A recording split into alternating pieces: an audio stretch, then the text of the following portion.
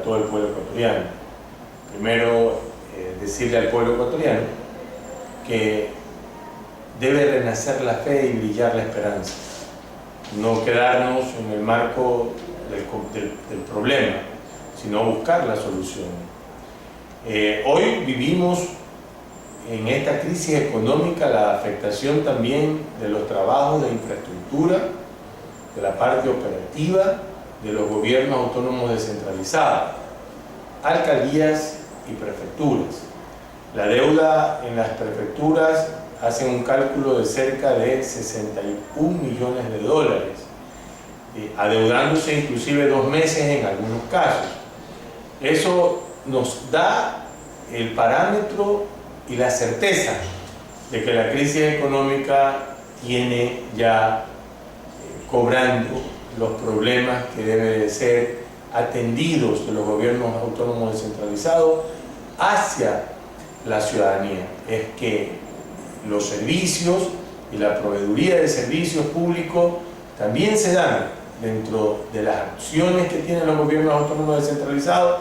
Por lo tanto, nos sumamos y decimos que debemos cancelar y tener al día los haberes presupuestarios de estos gobiernos, porque en caso contrario, los desatendidos somos los ciudadanos ecuatorianos, y ese es un llamado al presidente de la República. Lo otro que debemos manifestar: la estructura del Estado debe cambiar, el centralismo debe de quitarse, debemos retornar a lo menos a un modelo administrativo diferente, y ese modelo administrativo diferente debe de ser acercando los servicios públicos al pueblo, y para acercar los servicios públicos al pueblo, trabajar mancomunadamente con los gobiernos autónomos descentralizados, alcaldías y prefecturas. Paul Carrasco, presidente de la organización nuestra, Podemos, ha hecho una propuesta, y es una propuesta que debe de ser tomada muy en serio: que el cobro de impuestos se quede en cada territorio, que pueda ser solidaria ese cobro de impuestos. Ejemplo, el IVA, ejemplo, lo que se cobra por impuesto a la renta, lo que cada ciudadanía genera, para que se quede ahí mismo. En forma automática, el Ministerio de Finanzas toma la parte que le corresponde al Estado, porque así debe de ser, pero deja de forma inmediata lo que le corresponde a cada uno de los gobiernos autónomos descentralizados.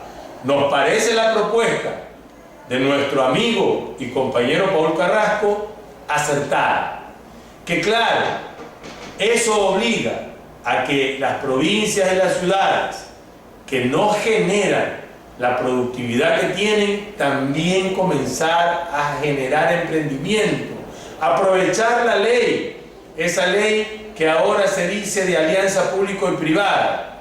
Como ejemplo, el Azuay tiene Lactos Jugones, asfaltar, equidad en su programa agrícola agropecuario y también de construcción de carreteras, un elemento fundamental de mostrarle al país que sí podemos administrar la cosa pública en forma diferente, en la forma participativa, en la forma democrática. Esa es la manera de administrar el país, y por lo tanto la administración pública del Estado debe cambiar. ¿Y cómo debe cambiar? Cambiando los modelos que nosotros actualmente tenemos, junto a la matriz productiva del país, de la cual se ha quedado el Ecuador. Por ello, como ciudadano ecuatoriano y como miembro de una organización social política, le decimos al presidente de la República que debe cumplir con los ciudadanos ecuatorianos a través de sus representantes, alcaldes y prefectos, que esa es la obligación del Estado y no es una dádiva que nadie debe de andar solicitando, sino la exigencia misma de las instituciones del Estado de cumplir con su deber. Ecuatorianos, el país tiene salida. Ecuatorianos, el país puede salir adelante. Ecuatorianos, el país debe cambiar todo su modelo y volver a la democracia y a la libertad y a la descentralización y a la desconcentración que antes teníamos y que hoy ya no la podemos decir que vivimos en un país como el que teníamos.